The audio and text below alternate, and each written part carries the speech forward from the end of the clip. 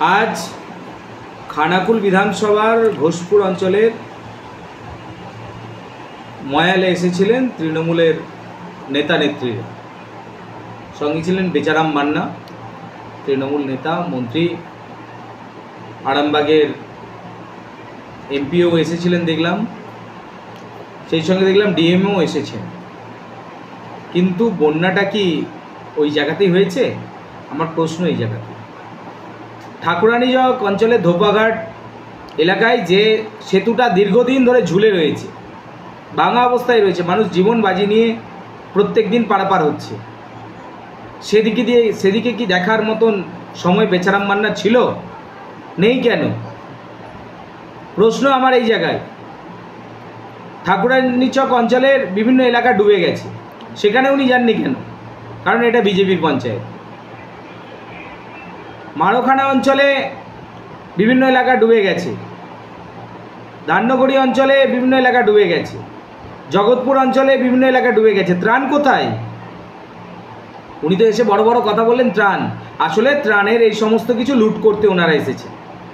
জনগণ আজ পর্যন্ত এত বৃষ্টি হয়ে গেল, এত ঝড় হয়ে গেল, আবার বন্যা পরিস্থিতি তৈরি হয়েছে, একটা তিরপল পর্যন্ত পায়নি।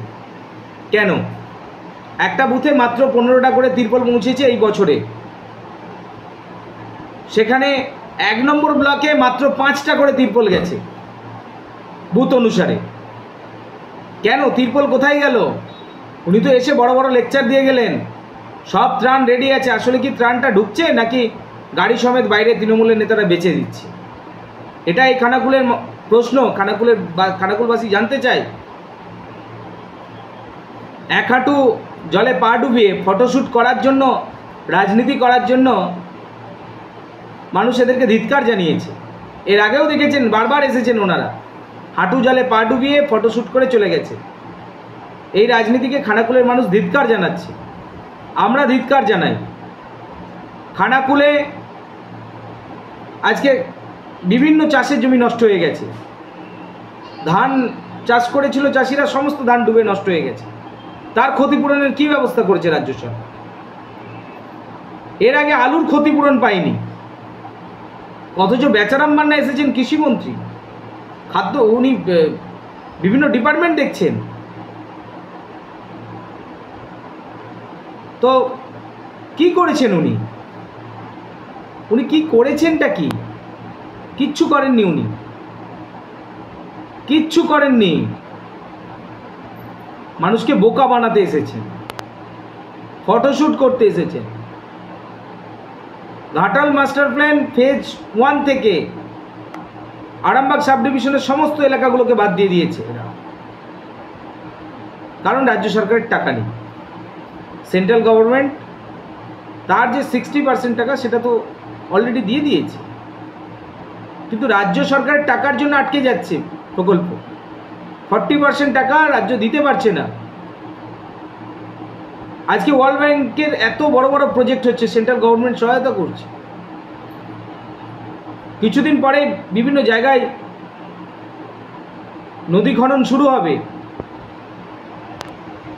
বিভিন্ন জায়গায় ব্রিজ তৈরি হবে। সেন্ট্রাল গভর্নমেন্ট সহযোগিতা করছে, কিন্তু রাজ্য সরকারের সদিচ্ছা কোথায়? দীর্ঘ প্রায় 14 বছর হতে চলল পশ্চিমবঙ্গে ক্ষমতায় রয়েছে এই তৃণমূল কংগ্রেস।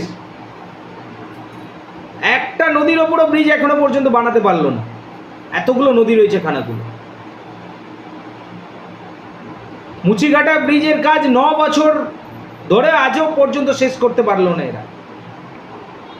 টাকা নেই, মেলা খেলা উৎসব মোৎসব করে টাকা শেষ হয়ে যাচ্ছে, টাকা শেষ করে দিচ্ছে এই তৃণমূলের নেতারা। সেই সঙ্গে আজকে চলছে জনগণের টাকা লুটের জন্য ফটোশ্যুট। ত্রাণ আসবে, তিরপল আসবে, চাল আসবে, সব লুট হবে। সেই লুটের জন্যই নেতারা এসেছেন। নাহলে ডিএম আজকে এসেছেন, উনি তো পারতেন সমস্ত পঞ্চায়েতগুলো, প্রধান, উপপ্রধান, পঞ্চায়েত সমিতির মেম্বার, বিভিন্ন কর্মাধ্যক্ষ, আমি নিজে এখানকার এমএলএ রয়েছি, জেলা পরিষদ সদস্য রয়েছি, আমাদের আরও জেলা পরিষদ সদস্য রয়েছে, সবাইকে নিয়ে বসতে পারতেন।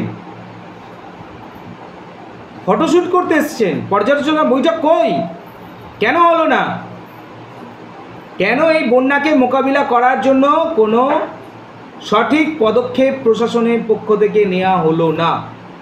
আজ যদি বন্যা আসে তাহলে বন্যাটা মোকাবিলা কিভাবে হবে? সেক্ষেত্রে কি বিজেপির পঞ্চায়েত প্রধান, উপপ্রধান, বিজেপির পঞ্চায়েতের মেম্বাররা, পঞ্চায়েত সমিতির সভাপতি, সহকারী সভাপতি, পঞ্চায়েত সমিতির কর্মাধ্যক্ষরা তারা কি বঞ্চিত থাকবেন না? তারা জানতেই পারবে না, কারণ এখানে বিজেপির পঞ্চায়েত আছে, তৃণমূলের নেই। আমরা ধিক্কার জানাচ্ছি, তীব্র ধিক্কার জানাচ্ছি।